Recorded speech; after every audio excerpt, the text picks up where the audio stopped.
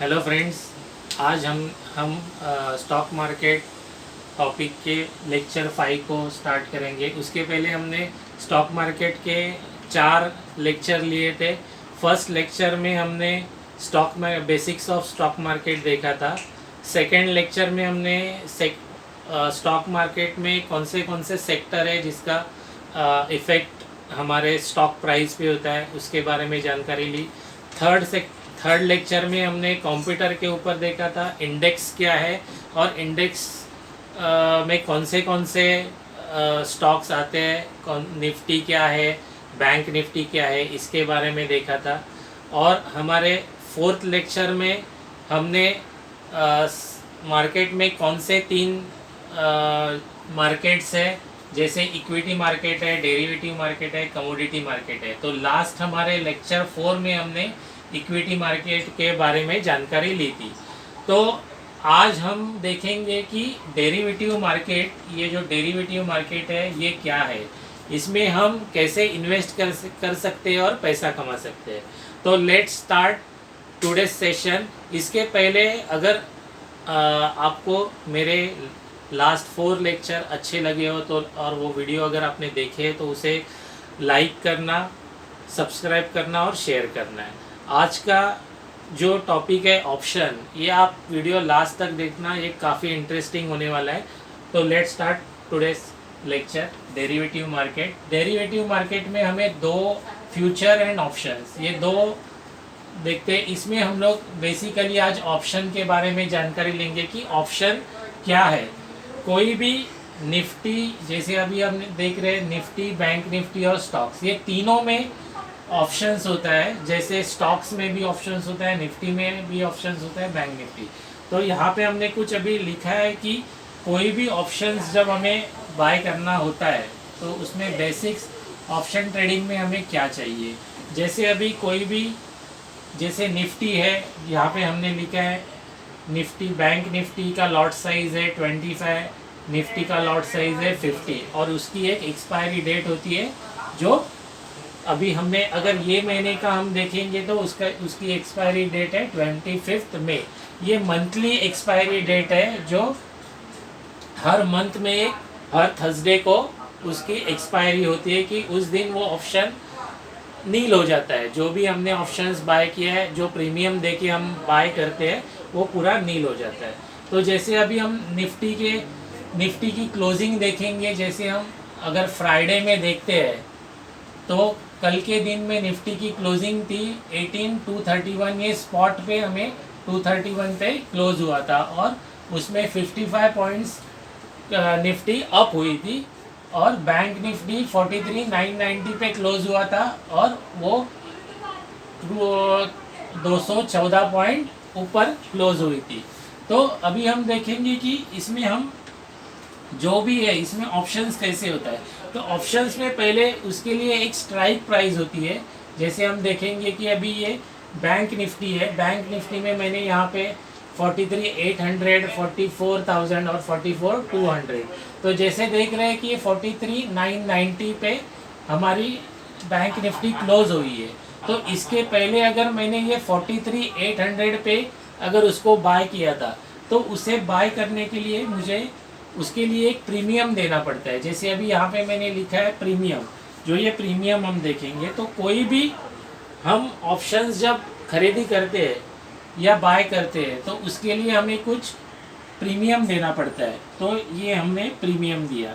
और एक रहती है स्ट्राइक प्राइस। तो ये स्ट्राइक प्राइस यानी जो जहाँ पे भी बैंक निफ्टी चल रही है तो जो हम स्ट्राइक प्राइस पे उसे बाय करते हैं उसे स्ट्राइक प्राइस बोलते हैं। तो अभी हमने देखा कि यहाँ पे मुझे अभी बाय करना है।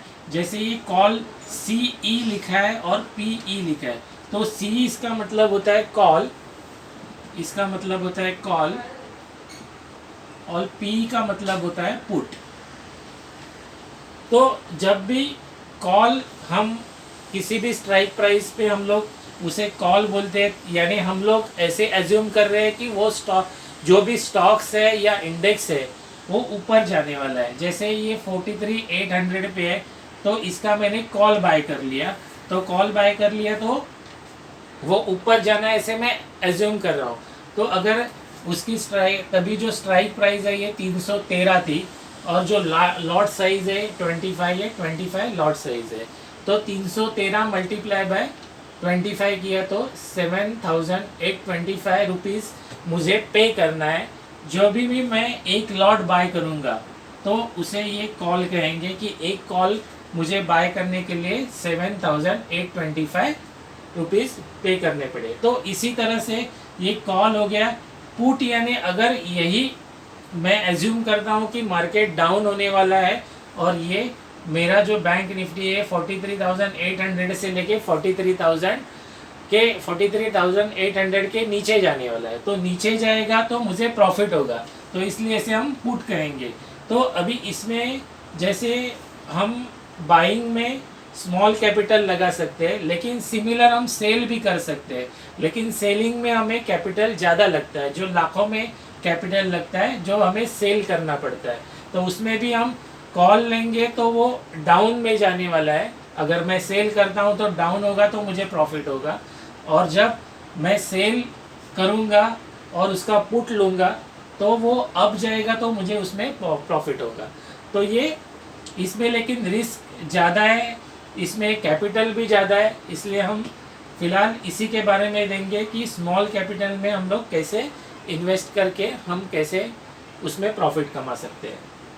तो यहाँ पे हमने कुछ पॉइंट्स लिखे, जैसे प्रीमियम हुआ, स्ट्राइक प्राइस हुआ, ब्रेक इवन क्या है, रिवॉर्ड्स क्या है और रिस्क क्या है, ये हम लोग इसमें जानेंगे। तो इसमें पहले तो देखेंगे, इसमें 3 ऑप्शंस आते हैं, in the money, at the money और आउट द मनी। तो इन द मनी को हम ITM कहेंगे, एट द मनी को हम ATM कहेंगे और आउट द मनी को हम OTM कहेंगे। अभी जैसे बैंक निफ्टी के बारे में ही हम यहाँ पे मैंने लिखा हुआ है, जैसे हमने देखा 43,990 पे स्पॉट पे बैंक निफ्टी ने क्लोजिंग दिया है, जो फ्राइडे पे कल था।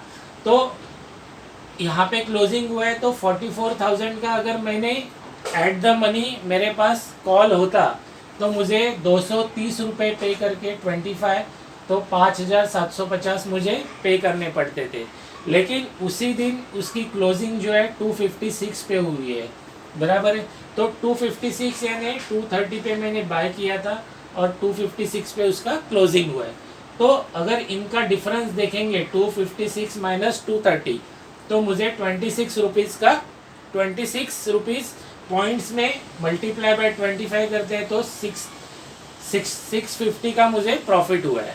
सिमिलरली अगर मेरे पास इन द मनी होता, इन द मनी यानी जो भी स्ट्राइक प्राइस है उसके जो स्ट्राइक प्राइस है वो मैंने, जैसे बैंक निफ्टी चल रही है अभी 43,990 पे, और मैंने अगर 43,800 का मेरे पास इन द मनी का ऑप्शन होता तो वहाँ पे उसका कॉस्ट होता 313 मल्टीप्लाई बाय 25, तो 7,825 उसकी कॉस्ट हुई। और उसका जो क्लोजिंग है, जैसे बैंक निफ्टी देख रहे हैं 43,990 पे क्लोज हुआ है, तो 378 पे क्लोज हुआ है, तो 378 माइनस 313, तो 65 पॉइंट्स मल्टीप्लाई बाय 25 किया तो मेरा 1,625 रुपीज़ का प्रॉफिट हुआ। तो यहाँ पे आप देख सकते हैं जैसे OTM भी लिखा है, OTM यानी हम लोग फार अवे भी ले सकते हैं, जैसे मैंने 44,200 लिखा है तो 45,000 पे भी मैं जा सकता हूँ। आप NSE के साइट पे जाएंगे, वहाँ पे ऑप्शन चेन रहती है, ऑप्शन चेन में आप देख सकते हैं कि कौन से स्ट्राइक प्राइस वहाँ पे है और कौन से स्ट्राइक प्राइस के लिए मुझे कितना प्रीमियम पे करना है। तो ये प्रीमियम देख से आप लॉट साइज ले सकते हैं। जैसे अभी यहाँ पे मैंने देखा, जब भी ये OTM की प्राइस ये 233 ATM था, ITM 313 था और OTM 165 था, तो 165 प्राइस मल्टीप्लाई बाय 25, तो यहाँ पे मेरी इन्वेस्टमेंट हुई 4,125 रुपीज़ की, यहाँ पे देख रहे हैं। तो सिमिलरली हमने कैलकुलेट किया जब क्लोजिंग हुई निफ्टी की, बैंक निफ्टी की यस्टरडे में, तो क्लोजिंग थी 164 पे, ये OTM वाला हमारा ऑप्शन क्लोज हुआ। तो यहाँ पे मुझे -1 रुपीज़ का प्रॉफिट नहीं हुआ, तो मुझे मेरा जो दिखा रहा है प्रॉफिट नहीं है, -25 रुपीज़ मेरा लॉस है। तो इसमें एक हम जान सकते हैं ATM, ITM और OTM। अभी देखेंगे यहाँ पे हमारा इन्वेस्टमेंट ज़्यादा है जैसे देखेंगे 7,825 रुपीज़ मैंने इन्वेस्टमेंट किया है, लेकिन यहाँ पे रिस्क भी ज़्यादा है। जैसे अगर ये 43,800 से 43,990 पे गया है, अगर इसकी वजह ये 43,800 से अगर 43,700 पे आता, क्योंकि ये मेरा कॉल मैंने लिया हुआ है, कॉल है, तो ये नीचे आता है, तो वहाँ पे मेरा ये 313 की जगह ये प्रीमियम जो है वो मेरा कम हो जाता, तो यहाँ पे मुझे लॉस दिखाता था। तो यहाँ पे रिस्क जो हमारा है वो ज़्यादा है यहाँ पे। लेकिन देखेंगे तो जब मेरे प्रेडिक्शन के हिसाब से ये आगे गया है, कॉल बढ़ गया है, तो मुझे प्रॉफिट मिलने की प्रोबेबिलिटी भी ज़्यादा है। तो यहाँ पे मुझे प्रॉफिट भी ज़्यादा दिखा रहा है, जो 1,625 रुपीज़ प्रॉफिट दिखा रहा है। अगर एटीएम में देख रहे हैं तो एटीएम में ऑन द स्पॉट पे अभी वो स्पॉट पे ऑलमोस्ट पहुँचा 10 पॉइंट नीचे, इसलिए 5,750 मेरा इन्वेस्टमेंट है, उस पर मुझे 650 का प्रॉफिट हुआ है। और यहाँ पे ये फार अवे में गया हूँ यहाँ, इसलिए मेरा रिस्क कम है, मैंने मेरी अमाउंट कम लगाई है इन्वेस्टमेंट की, उस पर मुझे अभी ये 25। लेकिन अगर ये मंडे के लिए अगर ये 44,200 तक जाता है, तो यही मेरा जो -25 दिखा रहा है, ये मेरा प्रॉफिट आगे हो जाएगा। तो हमें यही जानना है कि इसमें हमारी रिस्क और रिवार्ड कैसे है। तो रिस्क जैसे अभी आईटीएम में देखेंगे, इन द मनी में हमारी हाई रिस्क होती है, यहाँ पे हाई रिस्क है। एटीएम में देखेंगे यहाँ पे हमारी मीडियम रिस्क है, और ओटीएम में दिखाते तो हमारी ये लो रिस्क है। तो ओटीएम में हमारी रिस्क कम होती है, तो वो, लेकिन इसमें एक और भी टाइम का भी हम टाइम भी देखते हैं कि टाइम कितना। जैसे ये एक्सपायरी 25 में है, आज की डेट है हमारी 19 में, हमारी ये प्राइस स्ट्राइक प्राइस हमें ये क्लोजिंग हुई, तो ये एक्सपायरी डेट काफ़ी इम्पोर्टेंट है, जो टाइम है वो भी काफ़ी इम्पोर्टेंट है। हम कभी ऑप्शंस बाय करना है, कभी हमें सेल करना है, उसे लंबे टाइम के लिए हम हमारे इसमें बाय करके नहीं रख सकते। जितना टाइम ज़्यादा जाएगा वो डिपेंड्स है कि मार्केट कैसे एक्शन ले रहा है, ऊपर जा रहा है, नीचे जा रहा है, पूरा उसी के ऊपर ये डिपेंड है। तो आज के वीडियो में हमने ऑप्शन चेन के बारे में जाना है। आप NSE के ऊपर जाके देख सकते हैं कि ऑप्शन चेन में क्या प्रीमियम है, स्ट्राइक प्राइस क्या है, आप इसके बारे में देख सकते हैं। तो आज के वीडियो में हमने ऑप्शन के बारे में जाना है। आप पहले ऑप्शन डायरेक्ट करने के बजाय आप पेपर ट्रेड कीजिए। पेपर ट्रेड में आप कोई भी स्ट्राइक प्राइस का लेके देख लीजिए कि आपको उसमें प्रॉफिट हो रहा है, क्या हो रहा है। अगर आपकी एक्यूरेसी यहाँ पे 60 to 70% तक जाती है, तो आप उसे रियल ट्रेड कर सकते हैं। सो आज का वीडियो हमारा हम यहाँ पे ही ख़त्म करते हैं। नेक्स्ट वीडियो में हम और जानकारी लेंगे, इसमें और क्या क्या डिटेल हमें देखने हैं। सो अगर आपको मेरा वीडियो अच्छा लगा हो तो उसे लाइक करना, शेयर करना और सब्सक्राइब करना। Thank you for watching.